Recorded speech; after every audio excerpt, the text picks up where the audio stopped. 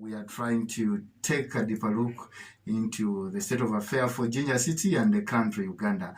Local and national politics is being discussed here on 89 Spot FM. Now, Mr. Mbazira, you've just talked about town and you said we have agreed that 90 days.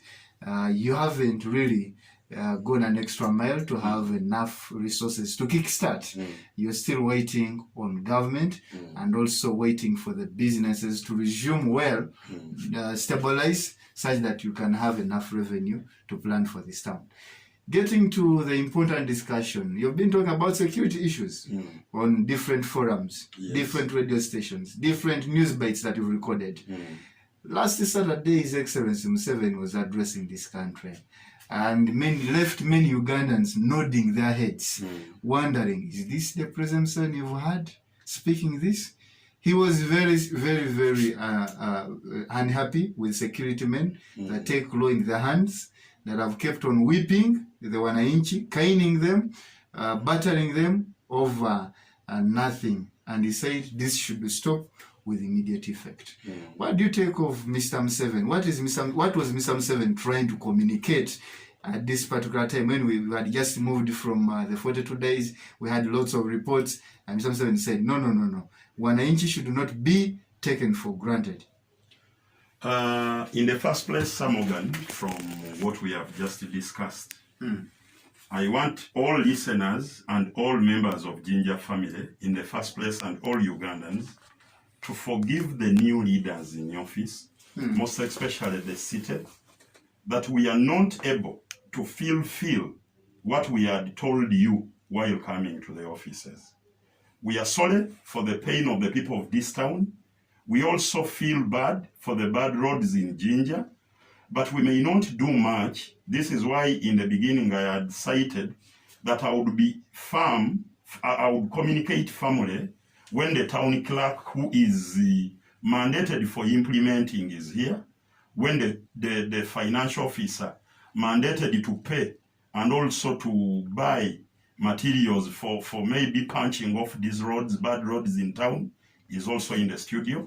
But we are sorry, but we are also monitoring, studying the situation. We may be slow observers in what is happening in town, but we are there to learn, and we promise that we shall make this Jinja, in these 5 years, the Jinja city to change.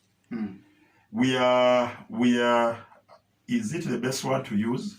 We are a bit disturbed by the so-called technical people, because whatever we tell them, they tell us there is no money, there is no money, there is no money.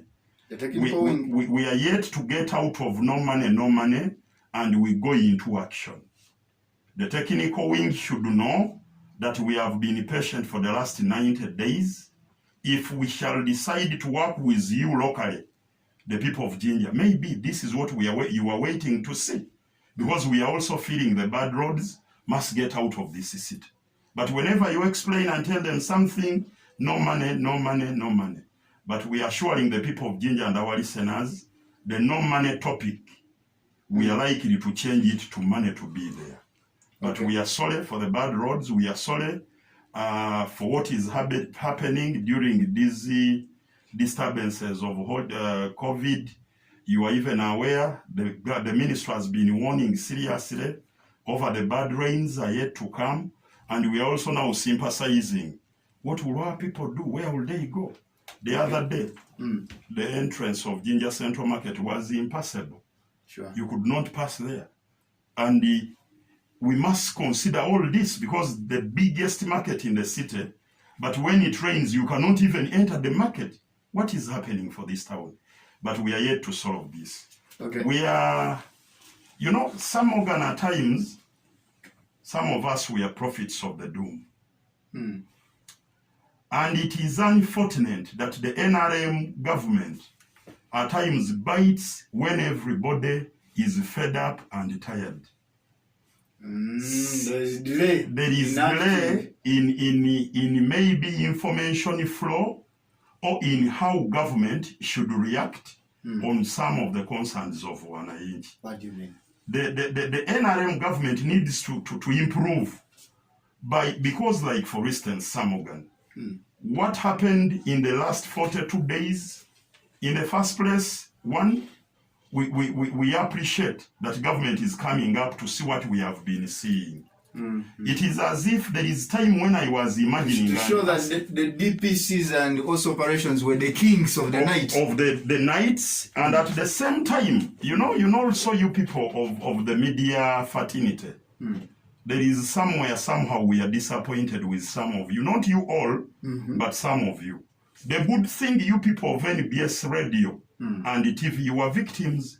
Yeah, sure. As we speak, your own brother, your own son, Tom Cowboy, is suffering, dying in the hospital because he was, whichever way, whether police alleges that he jumped off the pickup, whether he was chased, whether he was beaten, we must condemn what happened on Tom Cowboy. Sure. At times I hear, and I'm also a good listener on some of these radios, but even you don't talk about it. You don't even condemn it.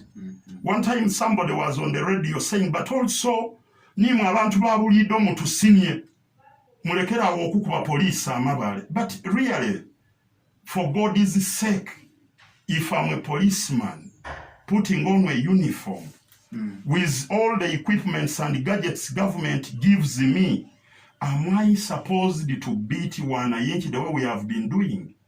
Tom, you can now see the state and the pains of one of our own, Tom Cowboy. Yeah, sure. And the pain is going through. You will never forget about it.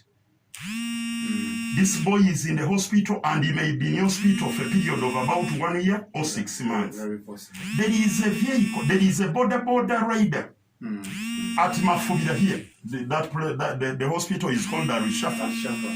Carrying a pregnant woman to town because he has passed you, a policeman on the roadblock. You push that thing of theirs is called what? That chiero metal, metallic nani. You push it into the border, a border falls down, a woman falls down, and the NRM government is telling us that it has not been seeing this for all the 42 days when police was brutally our youth fellow people. The Wekula shooting. The Wekula shooting. A lady was on border. A woman on the border was shot. This Yenga Road also, there was same scenario. You know, and you are telling me where you have a pistol, a diesel, a liso, sijui what. And all this has been happening when the president is not aware. The president is coming to see this because cameras are there. No.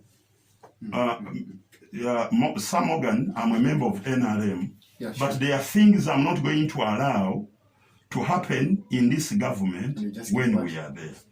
Sir Morgan, we strongly condemn all actions of violence on wananchi. We ourselves, we are victims. Sir Morgan, on a weekly basis, I have been supporting my people who are dragged in police cells, who are dragged in courts of law, to ensure that we bail them out, to ensure that they go back to their families, when we have paid a lot of money. Yet no person was working during that time. So, it is true that the government has come up to ensure that they are warning seriously whoever is going into, because we don't know whether it is a character or it is by training, or people think that if you beat up someone, this is when they are going to praise you more, that now you are sound so because you have beaten somebody. Ugandans are now clever. Ugandans know their rights. This is why Honorable Zakov Mitiana, when they attacked him, he sued individuals. We shall also now begin getting you. Actually, the good thing, we have smartphones. Yes. Record what is happening, take a video, and you sue that person as an individual. Let him be responsible for beating you or for brutalizing you as an individual without help of the institution. Of recent, High Court of Masaka rewarded Zake with 75 million shillings for costs from those ones who decided... Because of the reckless security officers. Absolutely. But they didn't tell Uganda police to pay this money. They told those who were in charge to pay Zake 75 million. So as you beat up people, as you don't listen, as you undress women, as you torture the people of the area where you work from, we are appealing to the people of Uganda. Take note of who is doing what at what time, so that we shall now begin also helping you by suing these people individually. Because do you want to say that this has been happening when people are not seeing it? You remember the first lockdown, where I don't want to talk about people's names, but where our elder brother, the former this year, got problems. You remember? I remember. It was a lockdown. Does it mean that whenever we shall go into a lockdown, or whenever there is a curfew, people must be mistreated to get what you want out of them?